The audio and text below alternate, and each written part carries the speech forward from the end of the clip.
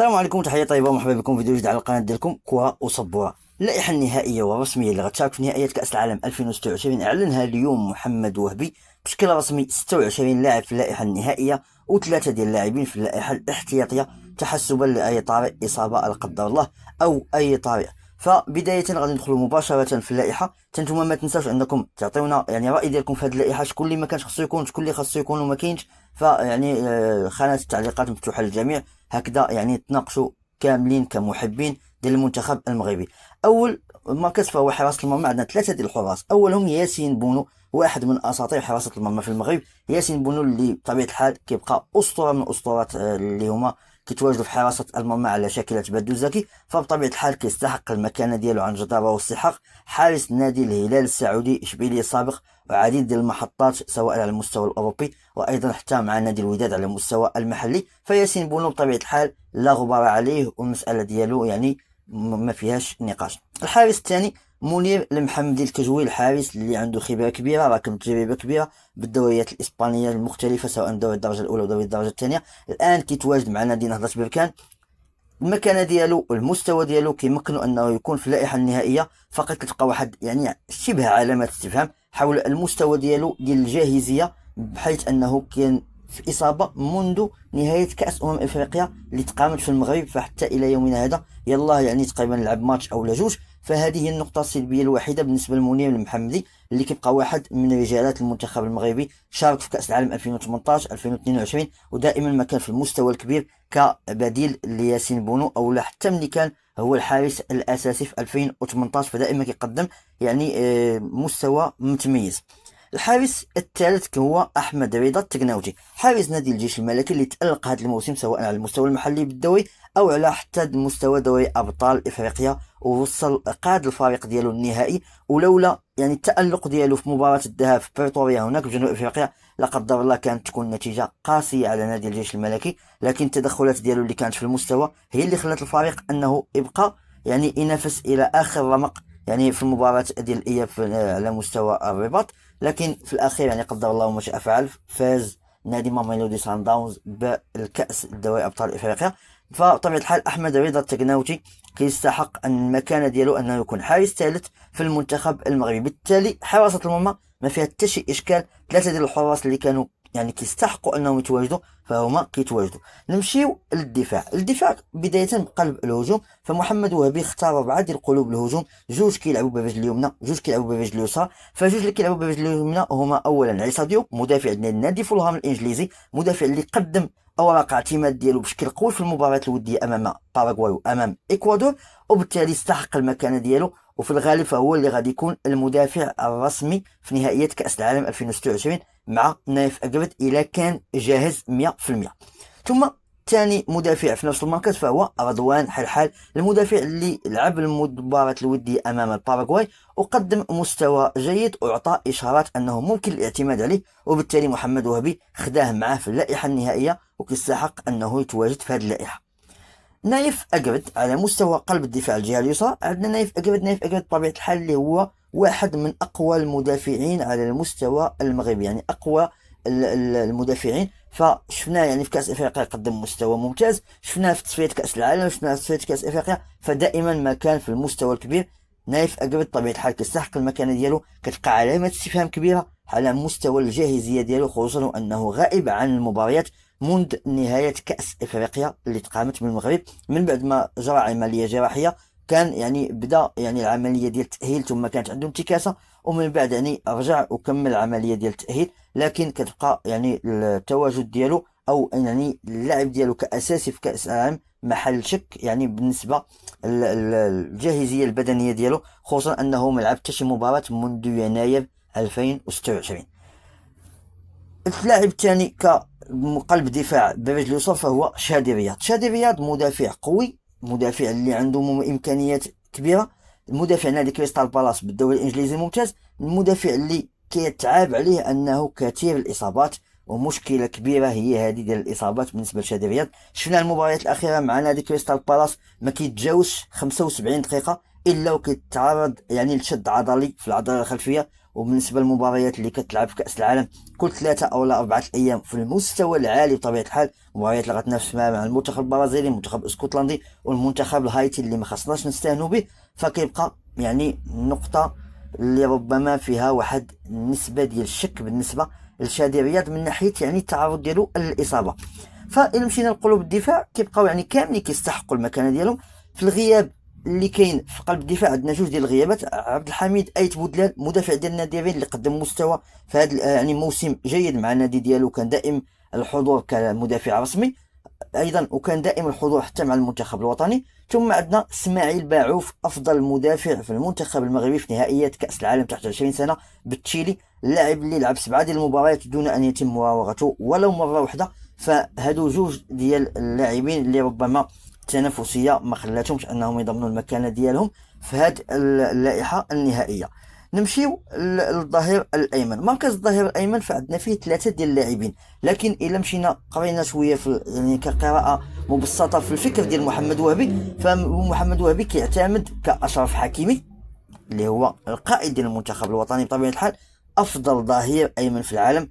ما كاينش ما نقولوا على هذا السيد، ختم الكره، فيعني لا داعي اننا نبرروا التواجد ديالو، قائد المنتخب المغربي ويعني قائد السفينه، و يعني كيبقى لاعب متفرد في المنتخب المغربي صراحة بالموهبة والكفاءة والمستوى اللي دائما ما كيقدمه مع المنتخب المغربي. ثم عندنا البديل ديالو كظهير أمن زكريا الواحدي، زكريا الواحدي اللي كيقدم يعني مستويات ثابتة مع الفريق ديالو بالدوري البلجيكي وحتى على مستوى الدوريات الأوروبية اللي كيشارك فيها الفريق ديالو. أيضا تمت المناداة عليه في جوج ديال المباريات الودية اللي كانوا أمام الباراغواي والإكوادور، شارك في المباراة الثانية أعطى إشارات إيجابية وبالتالي تم التثبيت ديالو في اللائحة النهائية. بينما الظهير الايمن الثالث فهو نصير مزراوي. نصير مزراوي اللي كيخداه محمد وهبي كلاعب اللي هو يا بوليفالون جوكر في خط الدفاع كامل، بغيتي ظهير ايمن متواجد، بغيتي قلب دفاع متواجد، بغيتي ظهير ايسر كيتواجد دائما، كيتواجد بنفس العطاء بنفس القوه وبنفس الاراده. الحاج مدافع لا يعلى عليه وكتقدر تعول عليه، وفيما ما عولتي عليه الا وتيكون على قد المسؤوليه. فبطبيعه الحال يعني 3 ديال اللاعبين اللي ظاهر في الظهير الايمن فكلهم كيستحقوا التواجد ديالهم بعلامه امتياز. نمشيو للظهير الايسر. محمد وهبي كان صرح في اول ندوه صحفيه ديالو من بعد ان تم تعيين ديالو كمدرب للمنتخب الوطني انه كيفضل انه يتعامل مع ظهير ايسر ميتي، يعني ظهير ايسر بالحرفه، بوست ديالو يعني كيلعب بلاغوش برجلو اليسريه. فلهذا اختار جوج ديال المدافعين ظاهرين ايسر حقيقيين. الاول فهو انس صلاح الدين، ظهير ايسر نادي بي اس في اندهوفن الهولندي اللي كيلعب مع اسماعيل السيباري في نفس الفريق، مدافع اللي قدم اوراق الاعتماد ديالو في كاس افريقيا الاخيره، وكل مباراه كيلعبها الا وكيقدم مستوى ثابت، فكيستحق المكانه ديالو من وجهه النظر ديالي. وبطبيعه الحال يعني على حساب الكرواني اللي ربما تراجع في النصف الموسم الاخير من الدوري الهولندي، تراجع بشكل كبير، وحتى الفرص اللي خداها مع المنتخب المغربي فما كانش على قد المسؤوليه، فلذلك انا صلاح الدين كيستحق المكانه ديالو. ثم يوسف بالعامري او لا بالعماري، المدافع اللي كان في نادي الرجاء البيضاوي ثم انتقل للنادي الاهلي المصري، كيقدم عطاءات قويه مع النادي الاهلي المصري في الفتره ديال الاحتراف ديالو، وحتى مع نادي الرجاء البيضاوي كان يعني المستوى ديالو ثابت. ثم حتى يعني المباريات اللي حضرها مع المنتخب المغربي في الفتره ديال وليد الركراكي فكان دائما المستوى ديالو جيد والعطاء ديالو يعني جيد، خصوصا يعني على مستوى المرونه التكتيكيه ديالو، فانه كيدخل المساحات في وسط الميدان وكيفرغ الجناح. بالنسبه لعبد الصمد الزلزولي كجناح في الحاله ديال التواجد ديالو، او اي جناح ايمن جناح ايسر عفوا، فهادوك المواصفات هما اللي خلاو ان محمد وهبي اليوم اعتمد عليه في اللائحه النهائيه كظهير ايسر. ففي الظهير الايسر كيف قلنا عندنا انس صلاح الدين، يوسف بالعمامي، بجوجهم كيستاهلوا. اللي كان ممكن انه يتواجد فهو الكرواني، لكن يعني الكرواني بطبيعه الحال كيبقى اقل من هاد اللاعبين، وبالتالي ما كان حتى شي اشكال وما كان حتى شي ظلم بالنسبه للاعب. نمشيو لوسط الميدان. فوسط الميدان عندنا فيه اول لاعب اللي هو سفيان امرابط. سفيان امرابط لاعب وسط ميدان اللي هو الوحيد اللي كيختلف على بقيه لاعبي وسط الميدان في هذه التشكيله هذه. سفيان امرابط بطبيعه الحال لاعب اللي كنعرفوه كاملين، لاعب القوه البدنيه، لاعب تكسير الهجمات، لاعب اللي كيعتمد على الصلابه والقوه البدنيه ديالو في اللعب ديالو بشكل كبير. فسفيان امرابط كيتواجد في كاس العالم بطبيعه الحال غادي نحتاجوا هذا البروفيل هذا في بعض المباريات اللي غتلعب مع فرق اللي غادي تاخذ منك الاستحواذ وغادي تلعب عليك ضغط عالي. فضروري من لاعب وسط ميدان دفاعي ارتكاز يعني بحت ميتي يعني كمركز، يعني مختلف ديالو مع نائل العناوي، عز الدين أناحي، أيوب بوعدي ومرابط اللي كيلعبوا كلاعبين وسط ميدان يعني ديال الربط او لا يعني غوليور. فهنايا كيخدا سفيان امرابط هكذا يعني خلى انه يكون عنده وسط ميدان اللي متنوع، لاعبين وسط ميدان اللي عندهم هجوم اكثر، لاعب وسط ميدان اللي عنده دفاع اكثر، لاعب وسط ميدان اللي هو دفاعي بحت على شكل شاكلة سفيان امرابط. فبطبيعة الحال سفيان امرابط كيبقى يعني واحد من اكبر اللاعبين يعني في المركز ديالو، من اقوى اللاعبين في المركز ديالو. فبطبيعة الحال فالتواجد ديالو في هذه اللائحة بالنسبة لي انايا كيبقى يعني ما فيه حتى شي اشكال، او لما نقدروا نقولوا انه يعني يستحق المكانه ديالو انه يتواجد. علاش؟ لان ما عندناش لاعب في هذا البروفيل هذا بالامكانيات ديال سفيان امرابط، يعني في هذا البوست ديال بيفو ديال يعني كاسور دي جو ما عندناش شي لاعب اللي بنفس المستوى ديال سفيان امرابط، او لا افضل باش نحيدوا سفيان امرابط مثلا ونحطوه في مكان بلاص. فبطبيعه الحال بالنسبه ليا سفيان امرابط غادي نحتاجوه في كاس العالم، والتواجد ديالو فكيبقى تواجد ايجابي. نمشيو اللاعبين وسط الميدان يعني ديال الربط لي غوليور. فكل مركز على اليمين خدا جوج ديال اللاعبين، والجهه اليسرى خدا جوج ديال اللاعبين. عندنا نائل العناوي. نائل العناوي طبيعه الحال اللي قدم اوراق الاعتماد ديالو منذ القدوم ديالو اول مره للمنتخب المغربي. في اي مباراه كيلعبها الا وكتلقاه متميز متفرد، دائما المستوى ديالو ثابت ودائما العطاءات ديالو كبيره. نائل العناوي واحد من اكبر المواهب واقوى المواهب في وسط الميدان بالنسبه للمنتخب المغربي، وواحد من اللاعبين اللي كيتم الاعتماد يعني تعتمد عليه، ودائما ما غادي يعطيك يعني داكشي اللي كتمنى وفوق ما كتمنى من نائل العناوي. ثم عز الدين أناحي النحله، واحد من يعني الجنود الخفاء اللي كانوا في كاس العالم 2022 اللي شاد به يعني لويس انريكي، واحد من اكبر المدربين في العالم، مدرب ديال نادي باريس سان جيرمان. كنشوفوا شنو كيقوم مع باريس سان جيرمان يعني حاليا في نهائي كاس يعني دوري ابطال اوروبا للمره الثانيه على التوالي. فلما كيشيد بك مدرب بحال هذا الا وعندك مستوى كبير، شفناه مع نادي جيرونا هذا الموسم، من اخذ افضل لاعب في الفريق ولو ان الفريق ديالو نزل للدرجه الثانيه بالدوري يعني لا ليغا في الدرجه الثانيه بالنسبه لدوريات اسبانيا. لكن مع ذلك عز الدين أناحي كان يعني الموسم ديالو كان اداه موسم قوي، وكان افضل لاعب، تم التتويج ديالو بافضل لاعب في الفريق ديال نادي جيرونا. فبالتالي كيستحق المكانه ديالو انه يتواجد مع عز الدين أناحي بنفس الشكل في وسط الميدان ديال المنتخب المغربي. نمشيو للمركز الثاني. فهنايا غادي نلقاو عندنا ايوب بوعدي. ايوب بوعدي صاحب 18 سنه، لاعب اللي عنده موهبه كبيره. فكان صراع كبير ما بين المنتخب المغربي وايضا ما بين المنتخب الفرنسي انهم يستقطبوا هذا اللاعب هذا. فايوب بوعدي كيختار المنتخب المغربي ورسميا كيتواجد في اللائحه النهائيه في كاس العالم. 18 سنه فقط، كيشارك في اكثر من 90 مباراه على المستوى ديال الفريق الاول مع نادي ليل الفرنسي، وهو مازال بعمر ديال 18 سنه. فبطبيعه الحال واحد من اكبر المواهب، وغادي نشوفوا يعني الامكانيات ديالو بشكل كبير في هذا كاس العالم ان شاء الله مع محمد وهبي. كيعرفوا ان محمد وهبي كيعرف انه يخرج من اللاعبين افضل ما عندهم. فايوب بوعدي غادي نتسناوه يعني بفارغ الصبر، والمستوى اللي غيعطينا في كاس العالم، وكيستحق بطبيعه الحال لا جدال ولا خلاف انه يتواجد في اللائحه النهائيه.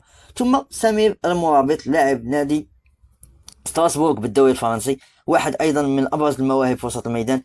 رجل اليسرى حريريه، تمريرات يعني في المستوى، لاعب اللي عنده مستوى ثابت مع الفريق ديالو ستراسبورغ، كيلعب جميع المباريات بشكل رسمي.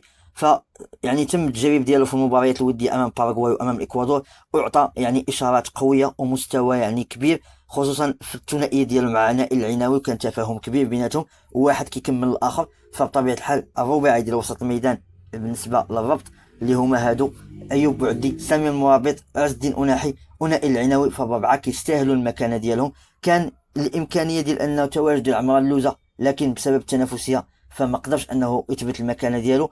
ايضا سفيان اللي لاعب نادي شالك اللي كان الوافد الجديد في لائحه 28 لاعب اللي كانوا دوزوا يعني المعسكر التدريبي الاخير، فحتى هو ما قدرش انه يثبت الامكانيات ديالو امام هاد الرباعي هذا. وبالتالي الرباعي كيستحق.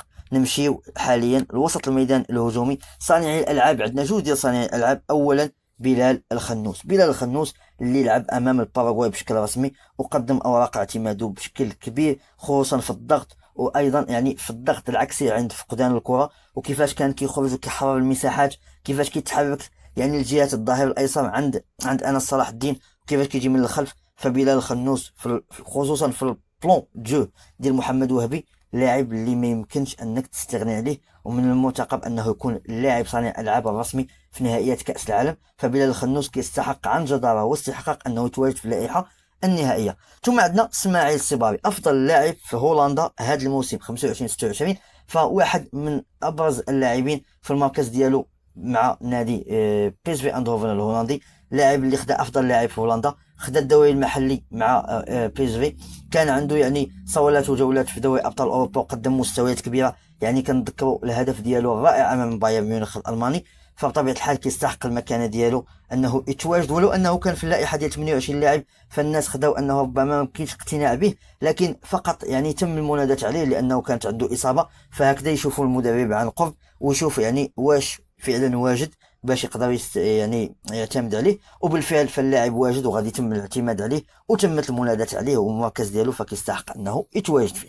نمشيو حاليا للجناح، مركز الجناح الايمن. فمركز الجناح الايمن عندنا فيه ثلاثة ديال اللاعبين، جوج ديال اللاعبين اللي هما كيتعتبروا في المفكره ديال محمد وهبي بانهم لاعبي جناح ايمن، والثالث فهو غادي يكون يعني واحد البوليفالون، واحد الجوكر اللي يقدر يلعب كجناح ايمن كجناح ايسر. اول لاعب فهو براهيم دياز، افضل لاعب في كاس افريقيا الاخيره، هداف كاس افريقيا الاخيره، واللاعب اللي كان يعني السبب الاول في وصول المنتخب المغربي للنهائي وتحقيق اللقب يعني ولو على الورق. فابراهيم دياز نجم نادي ريال مدريد الاسباني، واحد من ابرز المواهب المغربيه في السنوات الاخيره. فبطبيعه الحال يعني لا نقاش حول ما يعني جدارة ابراهيم دياز بالتواجد مع هاد اللائحه هذه. ثم عندنا اللي غيكون يعني في الغالب انه الدوبلو ديالو او لا يعني الاحتياطي ديالو، فهو ياسين جسيم اللي عنده واحد رجل يسرى ساحره. شفناه الثنائيه ديالو مع اشرف حكيمي في المباراه ديال باراغواي اللي كانت يعني المباراه الوديه، شفنا كيفاش كان التفاهم بيناتهم، شفنا يعني الثنائيه ديالهم اللي جاب جوج ديال الاهداف، واحد من توقيع ديال بلال الخنوس والثاني من بين توقيع نائل العناوي. فبطبيعه الحال ياسين جسيم واحد من رجالات كاس العالم 2025 بالشيلي تحت 20 سنه.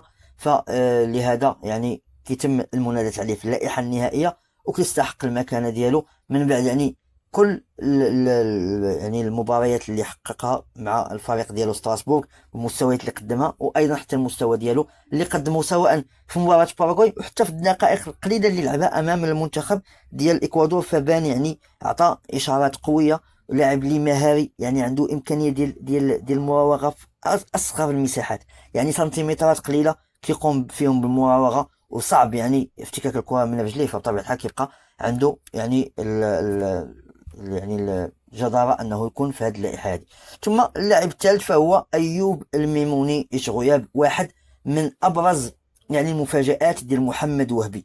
هذا اللاعب هذا فهو باش نتعرفوا عليه أكثر فهو جناح كيلعب على الجهة اليمنى وكيلعب بنفس الكفاءة في الجهة اليسرى، كيلعب 7 وكيلعب 11 بنفس المستوى. لاعب اللي يعني في موسم واحد كان كيلعب في دوري الدرجة الثانية الألماني مع نادي ديال هوفنهايم يعني الثاني يعني اليو 23، كان كيلعب معاهم، لعب معاهم نصف موسم، لعب معاهم تقريبا 18 مباراة، دار فيها مستوى خرافي اللي خلى نادي ديال انتراخت فرانكفورت استقطبوا في انتقالات شتوية في يناير 2026، ولعب معاهم 17 مباراة، وكان يعني دائما ما كان كيقدم اشارات قوية مع الفريق ديالو ديال يعني في الدقائق اللي كيلعبها سواء كرسمي او في بعض المباريات كيكون يعني كيدخل كاحتياطي، لكنه كان دائم الحضور مع نادي انتراخت فرانكفورت وكيستحق المكانه ديالو. لعب في مجمل الموسم 34 مباراه، سجل فيها يعني ساهم في 20 هدف، سجل 11 هدف، وحط 9 ديال التمريرات حاسمه.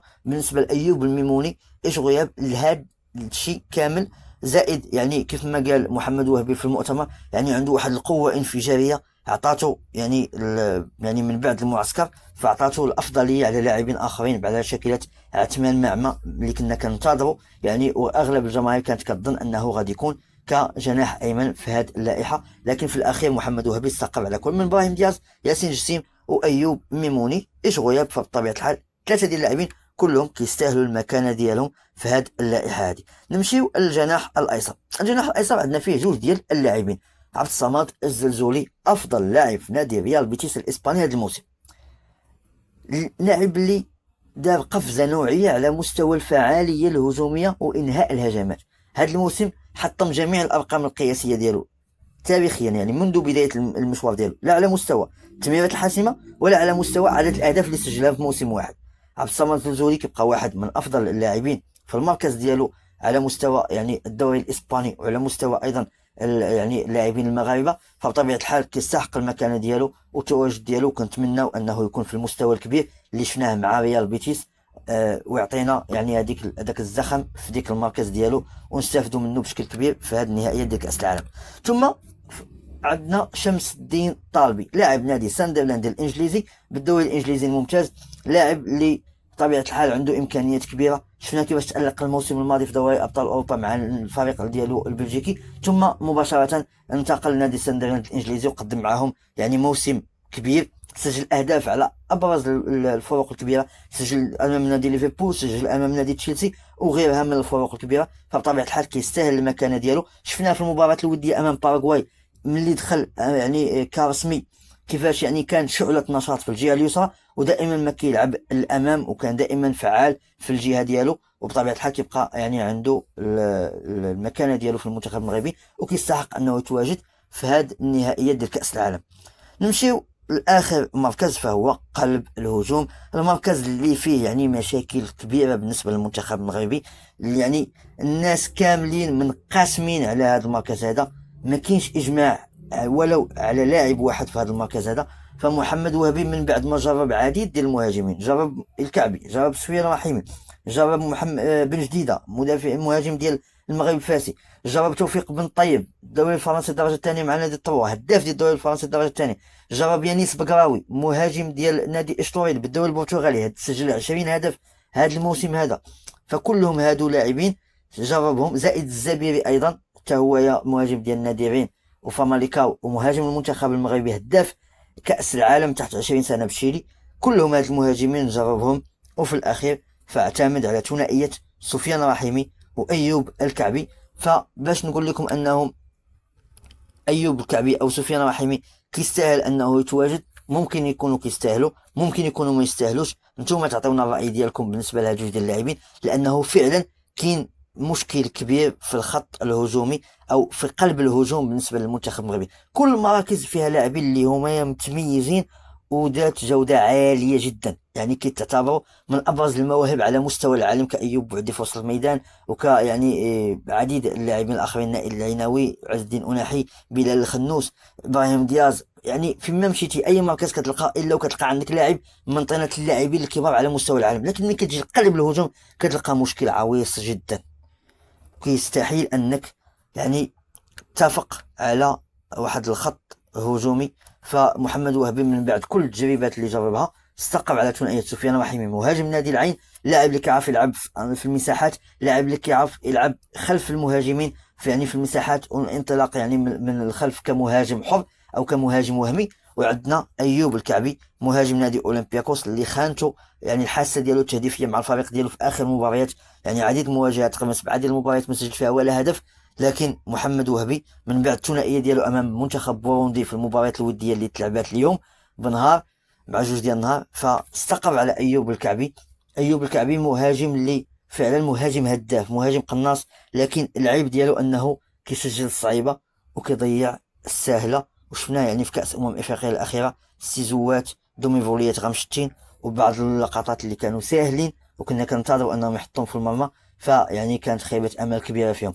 فهادو هما جوج ديال المهاجمين اللي استقر عليهم محمد وهبي، وهذه هي اللائحه ديال 26 لاعب، كيتبقى فقط 3 ديال اللاعبين الاحتياطيين، فاختارهم محمد وهبي على الشاكله التاليه. اختار مهدي الحرار حارس مرمى نادي الرجاء البيضاوي كحارس يعني احتياطي، حارس اللي قدم اوراق اعتماد ديالو مع نادي الرجاء البيضاوي، دائما المستوى ديالو ثابت، وحتى مع المنتخب المحلي في النهائيات ديال كاس افريقيا للمحليين فكان يعني قدم مستوى عالي، وبالتالي فكيبقى يعني الامكانيه ديال التواجد ديالو وارده في حالات يعني غياب احد حراس المرمى الثلاثه لاي سبب من الاسباب. ثم في مركز الدفاع فاختار مروان سعدان، مروان سعدان اللي لاعب يعني بوليفالو، لاعب اللي كيلعب كقلب دفاع وكيلعب حتى كلاعب وسط ميدان دفاعي. فمروان سعدان لاعب نادي الفتح السعودي، كان قدم اوراق اعتماد ديالو بقوه ملي شارك في كاس العرب مع المنتخب المغربي، يعني للاعبين يعني المحليين ولاعبي ديال الدوريات الخليجيه. فكان واحد من ابرز اللاعبين في القلب الدفاع هو سفيان بوفتيني، فاختاروا انه يكون في اللائحه الاحتياطيه. ثم ثالث لاعب، واحد اللي تمت المناداة عليه لاول مره وفي اخر اللحظات، اللي هو امين السباعي. تمت المناداة عليه من بعد ما تمت المناداة على 28 لاعب يدخلوا في المعسكر التدريبي، ثم تم المناداة عليه. هو كان 29 لاعب، يعني هو رقم 29. امين السباعي كيمارس بالدوري الفرنسي مع نادي اونجي، واحد من اضعف الفرق الفرنسيه. لعب معهم 25 مباراة بالدوري الفرنسي هذا الموسم، سجل فقط 3 ديال الاهداف، عنده تمريره حاسمه واحده، يعني ساهم في 4 ديال الاهداف خلال 25 مباراة، وكانت عنده جوج ديال البطاقات الصفراء، وكانت عنده ايضا بطاقه حمراء. وكان في احدى المباريات، يعني كنت تابعته عن قرب، ضيع ضربه جزاء كيعتمدوا عليه نادي اونجي في الخط الهجومي، لكنه يعني ما كشي داك المستوى الكبير باش نعتمدوا عليه في المنتخب المغربي. فهنا كيبان لك المشكل اللي كاين في قلب الهجوم عند المنتخب المغربي، اللي خلى ان محمد وهبي اعتمد على امين السباعي كمهاجم في اللائحه الاحتياطيه ديال 3 ديال اللاعبين اللي كتكمل. يعني هكذا كتكون اللائحه فيها 26 ديال اللاعب اللي هما لاعبين يعني في اللائحه النهائيه كلاعبين رسميين، ثم 3 ديال اللاعبين كلاعبين احتياطيين في القائمه الاحتياطيه. فهذو التفاصيل الكامله للاعبين والقائمه كامله، تفاصيل كامله. يعني سمحوا لنا على يعني الطول ديال الفيديو فقط، يعني بغينا نعطيو لكل ذي حق حقه وما نزقلو حتى شي حاجه، ونعطيو يعني كاع اللاعبين. كانوا الناس كيتسناو انه يكون سفيان بوفال في اللائحه النهائيه، لكن محمد وهبي اختار شمس الدين الطالبي وعبد الصمد الزلزولي في المركز ديالو، ولو ان سفيان بوفال عاد بقوه في هذا النصف الموسم من بعد ما انتقل للدوري الفرنسي من بوابه الدوري البلجيكي. لكن بطبيعه الحال فكيف قلنا التنافسيه كتحكم، وحتى اللاعبين اللي كيتواجدوا يعني اثبتوا الجداره ديالهم. وفي هذه الحاله فكيبقى سفيان بوفال بطبيعه الحال واحد من ابرز اللاعبين في التاريخ ديال المنتخب المغربي، واحد من اللاعبين اللي قدموا الكثير للمنتخب المغربي خصوصا في نهائيات كاس العالم 2022. فيعني ما نساوش خيره، لكن يعني التنافسيه كتبقى كتحكم في هذه اللائحه هذه. ومحمد وهبي فاختار يعني الاجدر في اغلب المراكز. كيبقى فقط يعني واحد علامه ديال الاستفهام في قلب الهجوم، ما كاينش اجماع بالنسبه لا سفيان رحيمي ولا ايوب الكعبي، لان فعلا عندنا شح ديال المواهب في هذا المركز هذا. فهنا كنوصلوا للنهايه ديال الفيديو ديالنا، نتمنى انكم تدعمونا بالاشتراك في القناه، تضغطوا زر الاعجاب وكذلك تفعلوا الجرس ليوصلكم ان شاء الله كل ما هو جديد. والسلام عليكم ورحمه الله وبركاته.